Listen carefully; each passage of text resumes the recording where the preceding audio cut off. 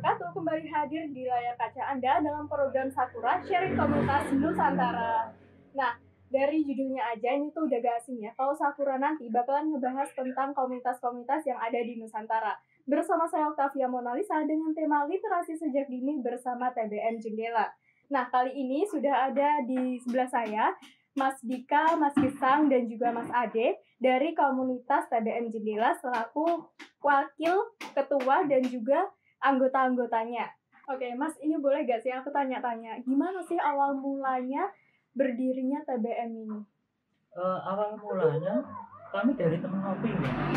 Jadi dari teman ngopi kebetulan yang mendirikan atau founder dari TBM Jendela kan ada dua orang, dua sidoli lah ya, namanya Putra sama Rila. Nah, terus mereka ingin mendirikan TBM karena banyak anak-anak di daerah sini.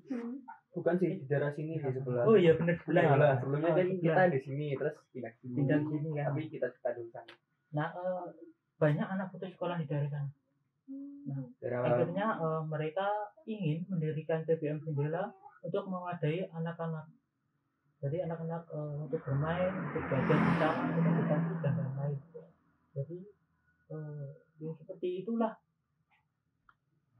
misi atau bisa dikatakan misi enggak sih? Ya seperti itu sih awalnya. Tujuannya lah. Tujuan awalnya menggunakan literasi sendiri sih, karena kan literasi kan yang penting kan paham sebenarnya. Dan literasi kan bukan cuma belajar tulis, bermain juga literasi, sains juga literasi, yang berhubungan dengan numerik atau angka juga literasi juga.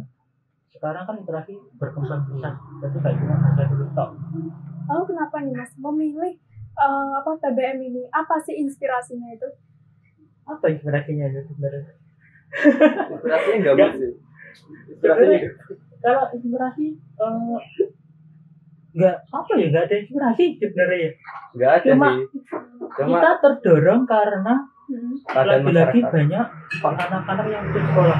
Iya, benar sekali. Bahkan kayak kasus kan kalau TBM sekarang kan ada di Bogem sini. Tapi sebenarnya TBM basecampnya kita ini nggak hanya di sini saja, ada juga di Bangkok. Yang dimana di Bangkok itu fokuskan untuk anak kecil, sedangkan sini untuk ya bukan dewasa, umum. Ya umum, karena di sini banyaknya buku-buku umum sih Mbak. Itu. Dan karena kenapa kalau didirikan itu terinspirasi dari beberapa anak-anak yang waktu SD mereka kebanyakan itu lebih memilih putus sekolah dan lebih memilih pendidikan ngarit malah langsung kerja aja, karena mereka mikir kayak nggak ada gunanya sekolah. Menimpa ilmu itu bagi mereka nggak ada gunanya, padahal bukan seperti itu harusnya. Kan sayang sekali, bahkan akhirnya gara-gara kurangnya pendalaman ilmu ataupun pemahaman tentang literasi, akhirnya kan banyak juga kasus kayak pergaulan bebas, terus ya begitulah ini. Itu juga sebagai inspirasi mas-mas yang juga ikut bergabung dalam TBM Jendela ini ya Mas ya. Yeah. Oke. Dan untuk apa nih tujuannya nih Mas? Tujuannya hampir sama kan ya sama itu tadi ya? Ya tidak jauh dari sana ya Mas. Tidak jauh dari sana, yang penting itu kita lebih fokus kepada apa ya? Supaya masyarakat itu benar-benar paham bahwa pendidikan atau literasi itu sebenarnya sangat penting. Itu bukan perkara apa ya? Karena kita kadratnya sebagai manusia itu kita juga perlu menimba ilmu. Kita perlu mengasah akal kita, karena ya gimana, kita manusia kasih akal, tahu nggak? Kita asah ya, matilah kita. Begitu sih. Lalu gimana nih Mas? Apakah targetnya dari TBM Jendela ini hanya anak-anak atau masyarakat umum? Bahkan juga targetnya seluruh. Dari awalnya itu kan tujuannya untuk membantu anak-anak di sekitar yang nggak sekolah gitu, yang putus sekolah. Terus sekarang jadi targetnya untuk umum gitu ya. Bertahap lah kita selesaikan dulu dari anak-anak mungkin. Tergantung pendekatan kita juga toh. Pendekatannya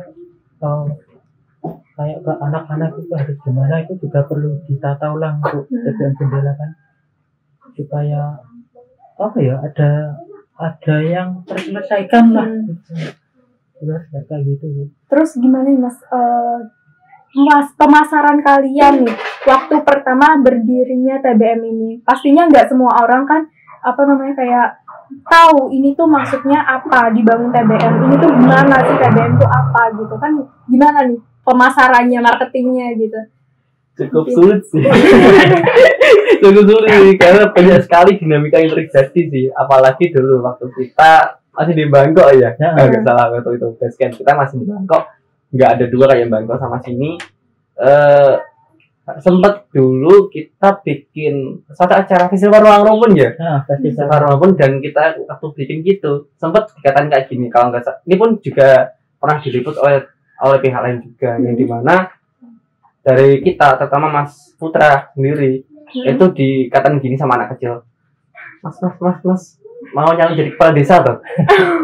Gitu. Jadi kayak apa ya, kita pengen bikin yang untuk mereka tapi anggapannya itu untuk suatu kepentingan sebagainya, padahal kan ya memang sih manusia itu semuanya berkepentingan, cuma kan kepentingan kita kan untuk membantu mereka, bukan untuk kita saja gitu. Dan ada juga yang masih menganggap ini gerakan apa sih, gerakan sia-sia, terus ini untuk apa sih dan sebagainya. Jadi banyak sekali gejolaknya. Bahkan yang paling gejolak sendiri itu sebenarnya bukan dari masyarakat saja sih, dari internal kita sendiri, kayak perbedaan pendapat dan sebagainya. Sebenarnya bukan gitu sih, lebih ke kesibukan masing-masing ya, kesibukan masing-masing. Karena ya kayak tadi dimulai dari temen ngopi, akhirnya kan ya batang tubuhnya kita kan dari beberapa orang di beberapa daerah ya. Kalau sekarang gimana Mas untuk marketingnya, udah mulai berhasil kah atau udah mulai? Kalau kemarin sih sudah cukup ramai sih. Cukup ya, tahu lah anak-anak. Ya anak-anak kalau ada taman bacaan di sini, apalagi kan kalau setiap hari minggu kan anak-anak kan ke TBM Bangkok itu ikut masak bareng lah, cerita bareng lah, bareng lah. Jadi nggak fokus ke buku gitu ya? Iya, nggak hanya fokus ke buku, karena kan literasi sendiri kan tentang kita memahami sesuatu sebenarnya. Tuh, itu kalau nggak salah yang pernah dikatakan Prof Joko kayaknya. Kayaknya Prof Joko sih, lupa aku. Ya gitu, yang penting mereka bisa memahami sesuatu, akhirnya ya bisa dipahami untuk mereka sendiri gitu. Dan untuk yang ngajarnya siapa nih Mas? Ya teman-teman dari kakak semua, kakak sendiri, kakak jendela terutama Mas Gusang ini. Oh gitu ya. Mungkinnya kan belajar masak. Belajar masak. Saya nggak pernah masak, jadi ikut masak juga. Oke, dan untuk setiap kegiatannya itu apakah ada yang mendukung atau ada yang dananya gitu kan? Setiap kegiatan pasti paling nggak setidaknya itu ngeluarin dana lah ya. Nah itu gimana nih dananya? Alhamdulillah teman-teman kaya semua. Teman-teman kaya semua, kolektif terus. Tapi kadang masih kolektif sementara ini. Tapi kalaupun dukungan mungkin dukungan moral sih sebenarnya. Entah itu dari teman-teman TBM lain kayak TBM Jambu, TBM Halaman Baca, TBM ya beberapa di sekitar Kabupaten Kediri, terutama dari teman-teman FTBM Kabupaten Kediri, Forum Taman Baca Masyarakat Kabupaten Kediri, yang terus mensupport kita ataupun teman-teman TBM di sekitar beberapa daerah gitu. Bukan ini punya cabang-cabang ya Mas ya? Kalaupun cabang itu sebenarnya ada, kayak kan gimana ya bilangnya itu karena kan kita kan bisa disebut juga organisasi komunitas sih, karena ya memang ada kayak kecabangan kayak yang ada di pusat itu berada di Jakarta, itu TBM pusat, ada juga yang TBM provinsi, ada juga TBM di daerah seperti yang Kabupaten Kediri, Bojonegoro dan sebagainya. Dan akhirnya anak-anaknya itu ya itu kalau TBM ini ada, namun TBM itu terbentuk itu bukan karena jangan foto aja perintah dari atasannya, bukan perintah dari atasannya. Jadi kayak keinginan sendiri kan TBM gitu, keinginan sendiri untuk membuat TBM, saling support lah. Soalnya malah kalau mencari kayak bantuan dana, kita malah dikira di dialog-olog itu. Dulu pernah masih ingat itu sama seseorang, dulu masih ingat banget itu, soalnya saya juga yang datang itu sama Mas Putra itu. Jadi ke sana mau izin bikin festival, dikira malah minta sumbangan, nyalonin dan lain-lain lah. Biasa sih untuk orang-orang yang mungkin notabene pemikirannya masih ya kayak di angkot juga, cuman ada udah dibeli bantu gitu. Gitu. Cuman kata-kata yang paling saya ingat kayak gini, niat dari doang tuh nggak cukup mas, apalagi sama dari mahasiswa gitu. Jadi di sana tuh malah jadi inovasi saya gitu, buat untuk membuktikan acara ini pantas dari pakai sampai yang nyumbang dana malah gak jadi gitu. Tapi kalau ini sudah diakui dari pihak pusat ya Pak? Sudah sih, karena kan dari teman-teman FTBM Kabupaten Kediri sendiri itu kan mereka kemarin sudah bicara menelisik sih di Kabupaten Kediri itu ada TBM apa aja yang akhirnya ditemukan ada sekitaran aku lupa, mungkin ada 18-an sih, belasan TBM yang ada di Kabupaten Kediri. Terutama yang terbesar itu Jambu, yang dimana TBM Jambu sendiri itu salah satu ya bisa dibilang TBM terbesar sih di Nusantara, 50 ya kayaknya. Tuh, yang akhirnya TBM tersebut menjadi apa ya? Menjadi top ataupun menjadi pionir yang akhirnya menemukan teman-teman di daerah Kabupaten Kediri untuk menemukan ataupun menginisiasi sebuah TBM, terutama teman-teman dari Kedela di Kediri. Tentu gimana nih Mas tentang tanggapan sampean selaku pengelola dari TBM ini tentang tingkat minat baca masyarakat Indonesia yang sangat rendah Mas. Dari 70 negara dia masuk ranking ke 62 ya kalau nggak salah itu. Gimana itu tanggapan kalian Mas selaku pengelola TBM nih? Sebenarnya nggak 62, kita tertinggi kok dari bawah. Kedua. Kedua. Ya, kita kalah loh sama negara tetangga Malaysia tingkat literasinya. Ya karena apa ya? Ya mungkin karena spekulasi masyarakat sih mungkin ya. Atau mungkin standar pendidikan di Indonesia kan kayak disamaratakan atau iya kayak mungkin dari TBM itu kayak kita tahu sih anak ini kita belajar baca tulis dengan cara yang itu sulit untuk menerima. Nah, mungkin dari TBM Jendela kita berusaha cari tahu cara ini kok gini. Berarti kan ada kayak metode yang kurang tepat yang diajarkan di sekolah kayak gitu kan bisa masuk sebenarnya bisa masuk juga dari kita gitu. Mungkin yang kedua karena buku-buku yang di Jawa itu sama di luar Jawa itu perbandingannya itu 90% sama 10% gitu. Iya. Jadi lebih banyak orang-orang tuh kan banyak kan mungkin dari Papua atau Kalimantan dan lain-lain. Itu banyak yang ingin belajar ke Jawa gitu. Kan dari teman-teman banyak kan mungkin dari teman-teman ada yang mungkin di Papua itu kan memang mereka belajar di sini. Nah di situ kan sudah kita bisa baca bahwasanya buku-buku di Indonesia ini nggak merata gitu penjualannya ataupun penyebarannya gitu. Ya makanya dari Kemdikbud terutama ya bagian Direktur Pendidikan Masyarakat itu menginisiasi memunculkan sebuah alternatif pendidikan baik itu PKBM, terus salah satunya sih TBM sendiri yang dimana TBM sendiri adalah bentuk dari alternatif pendidikan yang termasuk di Dikmas tersebut gitu. Ya karena apa ya, kita mungkin bagi kita yang di Jawa ataupun di sana itu buku itu hal biasa sih, kayak buku-buku ini apa sih gitu.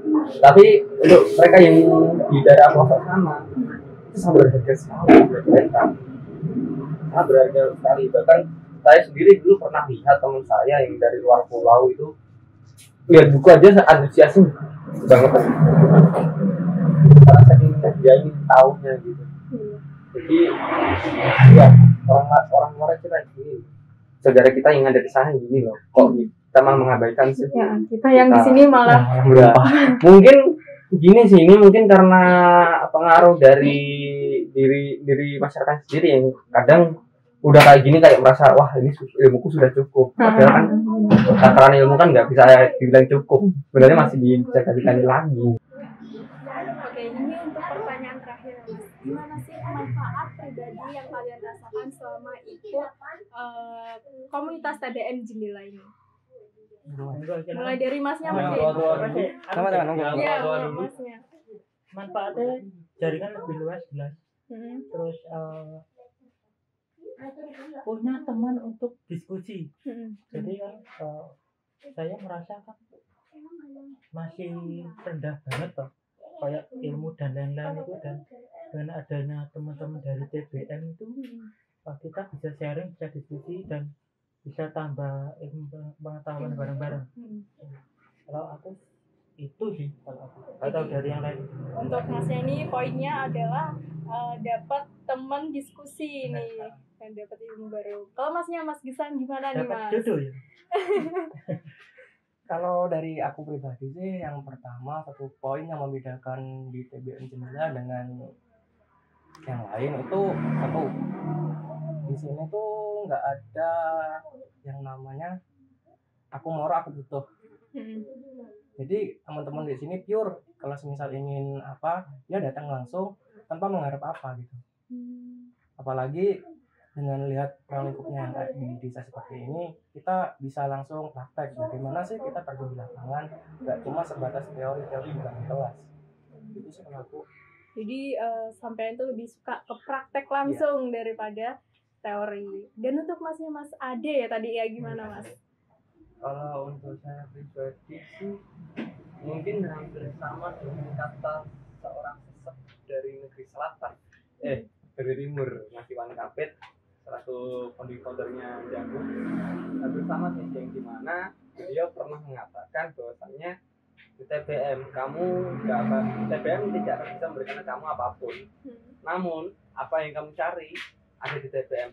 Dan itu yang saya rasakan sekarang, yang dimana memang sih dari TBM sendiri itu tidak bisa memberikan saya apa-apa, tapi apa yang saya cari pasti ada di TBM. Jadi kayak saya butuh cari teman, ada di TBM. Saya ingin cari untuk proses bareng, teman-teman ya bisa ikut untuk proses bareng. Dan apa-apa selalu saya temukan di TBM juga. Akhirnya ya mewujudkan kata-kata tersebut bahwasanya TBM tidak bisa memberikan kamu apapun, namun apa yang kamu cari ada di TBM, dan itu yang saya dapat. Jadi karena petuah itu, jadi sampean sangat terinspirasi di TBM ini. Ya bukan karena petuahnya sih, karena ada kesinambungan sih sebenarnya. Oh, benar. Oke, jadi untuk pesan untuk teman-teman di luar sana atau anak-anak di luar sana nih gimana? Dari Masnya mungkin. Aku mana ini? Enggak apa-apa. Pesannya itu sih, jangan milih-milih bacaan, itu yang pertama. Terus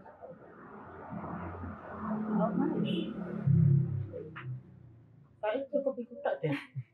Jangan milih bacaan toh. Kan sekarang kan anak-anak kan kalau membaca itu dia lebih pilih-pilih bacaan karena covernya bagus. Ya benar. Iya benar bagus. Tapi bukannya harus memang dipilih ya, kalau anak-anak biar gak takutnya nih bacaannya nih untuk orang dewasa kan beda gitu ya Mas. Ya, jadi tetap harus dipilih dong kayak ya, gitu. Kalau untuk anak-anak kan harus dipilih, cuma kalau untuk dewasa kan memang ada yang disukai dan ada yang tidak disukai, itu wajar. Cuma kadang di situ pengalamanku sih ya, ternyata membaca buku yang tidak disukai itu ada manfaatnya tersendiri, ada pengetahuan tersendiri yang belum pernah didapatkan. Belum pernah didapatkan. Ada terselip lah. Nah, lalu gimana nih untuk Mas Kisan sendiri, pesannya apa nih untuk teman-teman dan anak-anak di luar sana? Apa ya? Mungkin agak mirip sama Mas Dika yang tadi. Cuman gini, kalau aku pribadi bahwasannya baca aja apa yang bisa kau baca sekarang, sebelum kamu nggak bisa membaca untuk yang lainnya gitu. Semakin lama kamu mengenal buku-buku, kamu akan merasa terarahkan untuk membaca yang kau butuhkan gitu. Jadi nggak ada waktu untuk membaca buku yang lain gitu. Jadi mumpung masih dini, baca aja semua. Jadi bacalah buku mumpung masih dini gitu ya intinya. Dan untuk Mas Ade sendiri gimana nih? Betapa radikal. Tapi Gimana radikal ya, bukan kayak radikal gitu, gimana? maksudnya ramah, terdidik dan berakal. Oh gitu. Intinya gitu aja sih. Yang penting kalian tetap harus radikal, ramah, terdidik dan berakal aja.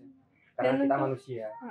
Dan untuk harapan kedepannya untuk komunitas TBM Jendela ini apa nih? Dari masing-masing orang yang ada di sini gimana nih perwakilannya?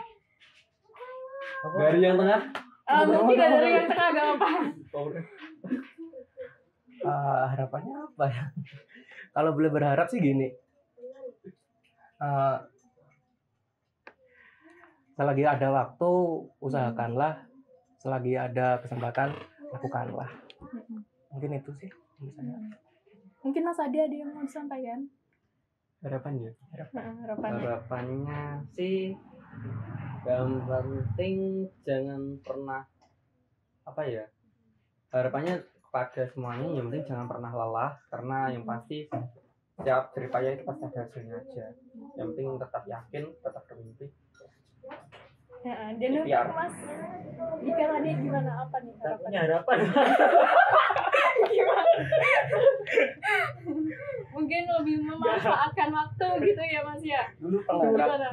Atau Ya, gimana nih? semoga TBM lebih maju aja dan lebih konsisten, karena memulai itu gampang, konsistennya jangan ngeli. Semua konsistensi Bener ya? ya. Konsisten itu sulit banget kan, apalagi kata yang teman-teman kerja, kuliah, dan lain-lain kan. Ya lagi-lagi kita butuh konsisten itu, apalagi kalau ada acara, ada event, ada agenda.